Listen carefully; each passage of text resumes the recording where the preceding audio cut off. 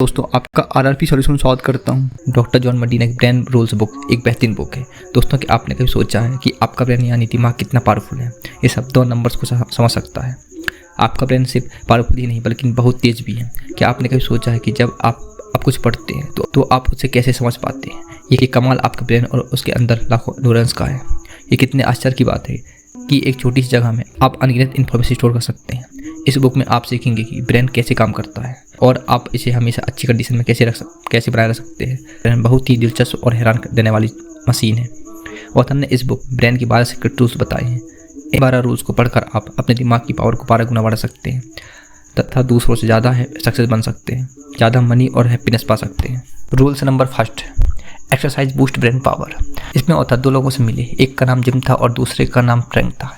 इन दोनों की एज तकरीबन 80 साल थी। जिम व्हील चेयर में अपना समय बिताते थे, बिना किसी बात के रोने लगते थे, दीवारों को हमेशा से घूरते रहते थे, कुछ भूल भी जाते थे। जिम बस अपना मरने का वेट कर रहे थे, जबकि फ्रैंक इसके बिल्कुल विपरीत थे। यह 80 वर्ष के होने के बावजूद भी 80 वर्ष के नहीं लगते थे। यह बहुत एक्टिव थे और यह अपनी लाइफ एंजॉय कर रहे थे क्योंकि फ्रैंक एक्सरसाइज करते थे। रिसर्चर्स यह जानना चाहते थे कि क्या एक्चुअल में एक्सरसाइज की वजह से ही इनका याददाश्त अच्छी थी और यह कम बीमार रहते थे या फिर कोई और कारण था। क्वेश्चन था कि क्या यह बस एक ह्यूमन ऑब्जर्वेशन थी या इसे एक्सपेरिमेंट से प्रूव किया सकता है। फिर रिसर्चर्स ने एक्सपेरिमेंट करना शुरू किया। हर एक एक्सपेरिमेंट यही निकाला कि जो लोग एक्सरसाइज करते हैं उन लोगों की मेमोरी, स्पेशल थिंकिंग में काफ़ी अच्छा परफॉर्म करते हैं उन लोगों की अपेक्षा जिनकी सेडेंटरी लाइफ स्टाइल यानी जो बस बैठे रहते हैं और कोई फिजिकल वर्क या एक्सरसाइज नहीं करते हैं। जॉहन कहते हैं कि यह इसलिए है क्योंकि हमारा दिमाग बनाया गया था कि एक ऐसी बॉडी के साथ जो हज़ारों साल पहले 12 किलोमीटर डेली चलती थी और इसलिए हमारा ब्रेन ज़्यादा अच्छा काम करता था। जब हम एरोबिक एक्सरसाइज करते हैं यानी जिसमें हमारा हार्ट बीट ज़्यादा तेज चलने लगता है, इसलिए होता है क्योंकि एक्सरसाइज से ब्रेन में ब्लड पहुँचता है जिससे ब्रेन को एनर्जी और ग्लूकोज मिलता है। ब्रेन से जहरीली इलेक्ट्रॉन को निकाल देता है जिससे आपका ब्रेन अच्छा काम करने लगता है। इस पूरी कंसेप्ट पर एक बुक भी लिखी जा चुकी है जिसका नाम Spark. Rules number 2, the human brain involve too. इसमें बताया गया है कि ह्यूमन को मिलियंस ईयर्स लगे इचिंग ब्रेन पाने के लिए। पहले हमारे पास सिर्फ एक लिजर्ड ब्रेन था जो सिर्फ शरीर के हिस्से को चलाने के लिए इस्तेमाल होता था, जैसे सांस लेना, हार्ट बीट को मेंटेन करना, सोना और जागना आदि। यह ब्रेन कोई जटिल काम नहीं कर सकता था। फिर इसमें कुछ और बदलाव हुआ और इसमें शामिल हुआ अमिगडाला और हमें एक कैट ब्रेन मिला जिसकी वजह से हम कई चीज़ों के लिए कैपेबल हो गए, जैसे कि हम शिकार को देखकर मार सकते थे, शिकारी को देखकर भाग सकते थे और रिप्रोड्यूस कर सकते थे। फिर बहुत सालों बाद ब्रेन में और बदलाव हुए। फिर इसमें शामिल हुआ कॉर्टेक्स जो कि ब्रेन के अंदर के पार्ट्स में डीप कम्युनिकेशन कर सकता था, जिसकी वजह से हमें बोलने की क्षमता, याद रखने की क्षमता और चीज़ों को समझने की क्षमता मिली।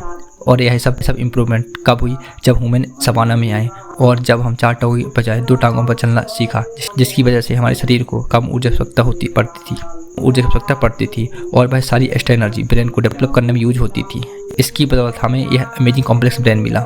Rules number 3, every brain is wired differently. Michael Jordan जो कि बर्थडे के एक बेस्ट बास्केटबॉल प्लेयर रहे हैं, उन्होंने 1994 में बास्केटबॉल छोड़कर बेसबॉल ज्वाइन कर लिया और जॉर्डन को एक के बाद एक हार का सामना करना पड़ा। उनसे आउटफील्ड में 11 मिस्टेक हुई और जब उन्होंने सबसे कम स्कोर किया, कई लोगों को यह समझ नहीं आ रहा था कि ऐसा क्यों हुआ, क्योंकि इस बॉल और बास्केटबॉल में काफ़ी स्किल मैच करती है। रिसर्चर्स कहते हैं कि यह इसलिए हुआ क्योंकि जो भी चीज़ हम अपने शरीर के साथ फिजिकली करते हैं उसके साथ हमारी ब्रेन की वायरिंग चेंज होती है। इसलिए अगर 2 लोग के साथ एक जैसी घटनाएं हो रही है तो भी उनका ब्रेन समान जगह पर समान तरीके से समान इन्फॉर्मेशन स्टोर नहीं कर पाता है और उस चीज़ में उन्होंने सबसे कम स्कोर किया। Rules number 4, we don't pay attention to boring things. बहुत अमेजिंग रिसर्चर्स ने को यह पता चला कि एक समय पर सिर्फ और सिर्फ एक चीज़ पर ही फोकस कर किया सकता है, यानी मल्टीटास्किंग के लिए हम बने ही नहीं हैं। जिसका मतलब यह है कि हमारे सेंस ऑर्गन किसी चीज़ को देख भी रहे हैं तो विद इन फ्यू सेकेंड में उनमें से मैक्सिमम चीज़ों को भूल जाते हैं ताकि हमारा ब्रेन किसी एक चीज़ पर फोकस कर सके। रिसर्चर कहते हैं कि अगर हम किसी चीज़ पर अटेंशन बनाना चाहते हैं तो हम इमोशनली अराउज्ड होना चाहिए। इसलिए टीवी पर दिखाई जाने वाली एड्स ज़्यादातर इमोशनल होती है ताकि हमें याद रहे। Rules number 5, repeat to remember. कोई मेमोरी प्रॉब्लम है तो अपनी रीमेंबरिंग स्किल इम्प्रूव कर सकते हैं। अगर हम किसी इन्फॉर्मेशन को उसी इन्वायरमेंट में रिकॉल करें जिस इन्वायरमेंट में हमने उसे लर्न किया था, यानी हम एग्ज़ाम हॉल में तो हमें कोशिश करनी चाहिए कि हमें पढ़ाई करें, हमारा रूम एग्ज़ाम हॉल की तरह ही दिखे ताकि हम उस इन्फॉर्मेशन को रिकॉल कर सकें। मैक्सिमम इन्फॉर्मेशन हमें पहले कुछ मिनट में ही भूल जाते हैं। लॉन्ग टर्म मेमोरीज हाइपोकैम्पस और कॉर्टेक्स की कम्युनिकेशन के दौरान बनती है। यानी अगर हमें लॉन्ग टर्म तक चीज़ों को याद रखनी है तो हमें उसी इन्फॉर्मेशन रिलेटेड चीज़ों को याद रखनी चाहिए। और साथ में हमें इन इन्फॉर्मेशन कुछ समय के बाद रिपीट करते रहना चाहिए। Rule number 6, sleep well think well. Science ने साबित कर दिया कि हम जितना कम सोएंगे उतना ही ज़्यादा नेगेटिव परिणाम हो सकते हैं। हम कम सोने से हमारी अटेंशन कम हो जाती है, हमारी मेमोरी पर नेगेटिव इफेक्ट पड़ता है, हमारा मूड ख़राब हो जाता है, ह्यूमन लॉजिकल थिंकिंग में नेगेटिवली इम्पैक्ट होता है और साथ ही हमें बॉडी मूवमेंट से रिलेटेड बीमारियाँ हो सकती है। एक केस स्टडी में रिसर्चर ने यह साबित दिखाया कि अगर नासा के पायलट 26 मिनट तक छोटा सा नींद ले भी लेते हैं तो उनकी परफॉर्मेंस 34% तक इम्प्रूव की जा सकती है। और यह इसलिए है कि हमारे ब्रेन की न्यूरॉन्स बहुत रिथमिक वे में एक्टिविटीज़ को करते हैं। इन शॉर्ट, जो पूरे दिन हमने लर्न किया था सोते समय उसे रिप्ले करना चाहिए। दिमाग तेज करने का यह बहुत ही सटीक तरीका है कि हम छोटा सा नींद ले लें। Rules number 7, stressed brain don't learn the same way. आपने महसूस किया होगा कि जब आप स्ट्रेस फील करते हैं तो आप खुद को कमजोर महसूस करते हैं। वह इसलिए होता है क्योंकि जब हम स्ट्रेस महसूस करते हैं तो हम अपने सेंस को खो देते हैं। जब लोग स्ट्रेस महसूस करने के आदी हो जाते हैं तो वे अक्सर स्ट्रेस को कंट्रोल करने की फीलिंग को खो देते हैं। तनावग्रस्त लोगों का दिमाग कुछ नया सीखना भी बंद कर देता है। साइकोलॉजिस्ट मार्टिन सेलिगमन ने इसको समझने के लिए सन 1960 में एक साइंटिफिक एक्सपेरिमेंट किया जिसमें उन्होंने कुछ एक प्रजाति के डॉग्स को इलेक्ट्रिक शॉक्स देना शुरू किया। इन डॉग्स ने इलेक्ट्रिक शॉक से खुद को बचाने का बहुत प्रयास किया, लेकिन टाइम के साथ साथ उनकी प्रतिकारक क्षमता नष्ट होने लगी। उन्होंने प्रयास करना छोड़ दिया। इसके बाद सेकेंड फेज में उन्होंने इन डॉग्स को एक बॉक्स में रख दिया। बॉक्स के एक पार्ट को खुला रखा जिससे वह डॉग्स खुद को बचाना चाहे तो भाग सके। लेकिन जब एक्सपेरिमेंट दोहराया गया तो डॉग्स ने भागने का प्रयास तक नहीं किया। वह चाहते तो भाग सकते थे, लेकिन उन्होंने ट्राई करना भी छोड़ दिया। इसकी मूल वजह उनका पहले का स्ट्रेस ही था। इसी तरह से स्ट्रेस में अगर हम भी ज़्यादा टाइम रहें तो सोच सकते हैं कि हमारी हालत कैसी होगी। इसलिए स्ट्रेस से रहना काफ़ी खतरनाक माना गया है, इसलिए क्योंकि ज़्यादा स्ट्रेस हमारी थिंकिंग पावर को नष्ट कर देता है। साइंटिस्ट मानते हैं कि हमारा माइंड किसी भी स्ट्रेस को 30 सेकंड तक ही झेल सकता है। हमारा ब्रेन लॉन्ग टाइम में स्ट्रेस को मैनेज करने के लिए बना ही नहीं है। ज़्यादा स्ट्रेस आपकी मेमोरी और एग्जीक्यूटिव फंक्शन को बिगाड़ सकता है, आपकी स्किल को कमज़ोर कर सकता है। हमारा ब्रेन स्ट्रेस के समय में एड्रेनलिन और कोर्टिसोल रिलीज करता है जो कि हमारे शरीर को थोड़े समय के लिए अटेंटिव कर देती है। लेकिन लंबे समय स्ट्रेस से रिलीज हुआ एड्रेनलिन हमारे ब्रेन वेसल में स्कार्स डाल देता है जिससे हार्ट अटैक के चांस बढ़ सकते हैं। Rules number 8, upper visual sense is the strongest. सभी किसी इमेज को लंबे समय तक याद रखने में काफ़ी माहिर होते हैं। एक एक्सपेरिमेंट में साइंटिस्ट ने पार्टिसिपेट को 2000 से भी ज़्यादा इमेज को 10 सेकंड के इंटरवल में दिखाया।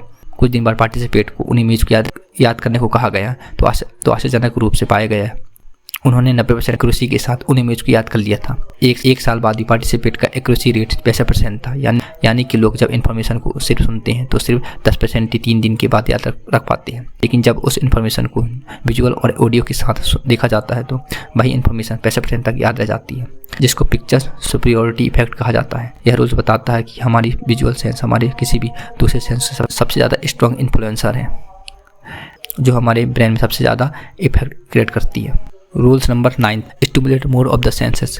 हमारे जितने ज़्यादा सेंसेस किसी काम में इन्वॉल्व होंगे हमें उतना ही ज़्यादा याद हो। सपोज रिसर्चर्स आपकी आंखों में पट्टी बांधते हैं और आपकी नाक के पास एक नाशपाती फल रखते हैं ताकि आप उसे स्मेल कर पाए, लेकिन आपको भाई एक सेब का फल खिलाते हैं। इस कंडीशन में आपसे पूछते हैं कि आपको कौन सा फल खिलाया गया, तो ज़्यादा से ज़्यादा लोग कहेंगे कि हमने नाशपाती खाया। ऐसा इसलिए क्योंकि हमने नाशपाती को स्मेल किया था, यानी एक सेंसेस को ज़्यादा यूज़ किया गया था। इस तरह अगर हम स्टडी करते समय रूम में परफ्यूम या एयर फ्रेशनर का यूज़ करते हैं तो जब भी हम उस परफ्यूम को किसी जगह सूंघते हैं तो हमें अपने स्टडी रूम की याद आएगी और हो सकता है कि हमारा स्टडी करने का मन भी करने लगे। नंबर 10, स्टडी और listening the music that can improve your brain power. एक साइंटिफिक रिसर्च में पता चला है कि अगर आप म्यूजिक सुनना पसंद करते हैं या फिर म्यूजिक सीखते हैं तो आपका ब्रेन दूसरे के मुकाबले ज़्यादा ग्रो होता है। म्यूजिक स्ट्रेस को कम करने और मन को शांत करने में बहुत यूज होता है। Rules number 11, male and female brains are different. Man और वुमेन का माइंड बिल्कुल अलग तरीके से काम करता है, यानी कि मैन एंड वुमेन दोनों को जब बहुत ज़्यादा स्ट्रेस लेवल में रखा जाता है तो औरत की ब्रेन का लेफ्ट एमिगडाला एक्टिव हो जाता है और उनमें सारी इमोशनल डिटेल्स ज़्यादा जाती हैं, लेकिन राइट एमिगडाला एक्टिव होता है और उसे किसी बात का रिजल्ट याद आता है। यह इसलिए होता है क्योंकि वुमेन जेनेटिकली कॉम्प्लेक्स है, क्योंकि उनकी सेल्स में एक्टिव एक्स क्रोमोसोम अपनी माता और पिता दोनों से आते हैं, लेकिन मेंस का एक्स क्रोमोसोम सब अपनी माँ से ही आता है। वाई क्रोमोसोम में 100 से भी कम क्रोमोसोम स्थित हैं, इसलिए मेन और वुमेन समान सिचुएशन को अलग तरीके से सोचते हैं। Rules number 12, we are powerful natural explorers. हम सबको घूमना पसंद है। नई नई जगह पर घूमने या ट्रैवल करने से हमारा माइंड खुलता है। हम सब दुनिया को करीब से जाने लगते हैं। इसलिए अगर आपको घूमने का मन करे तो आप घूमिए। बड़ी बड़ी कंपनी जैसे गूगल अपने टाइम में से 20% टाइम उनको जहाँ जाने का मन करे वहाँ जाने की छूट। तो 1-2 घंटे की स्टडी के बाद बीच में कुछ टाइम ब्रेक ले लीजिए, जैसे कि 5 से 10 मिनट का टाइम अपने घर के बाहर निकल कर घूम लीजिए। आपका माइंड तुरंत फ्रेश हो जाएगा, जिससे आप पढ़ाई में भी अच्छे तरीके से ध्यान लगा पाएंगे। ह्यूमन क्यूरियस माइंड होता है, ऐसा हम इसलिए कह सकते हैं क्योंकि जब हम पैदा हुए थे तो हम प्रोग्राम्ड थे ना, और हर चीज़ जानना चाहते थे। छोटे बच्चे सवाल पर सवाल पूछते रहते हैं। इसका मतलब यह है कि हमारा बेस्ट लर्निंग एक्टिव लर्निंग के साथ होती है। उम्मीद करता हूं दोस्तों डॉक्टर जॉन मडीना की ब्रेन रूल्स बुक की समरी पसंद आई होगी तो लाइक करिए। यदि चैनल में नए हो तो सब्सक्राइब करना ना भूलिए। मिलते हैं नेक्स्ट ऐसी इमेजिंग बुक की समरी के साथ। जब तक के लिए धन्यवाद।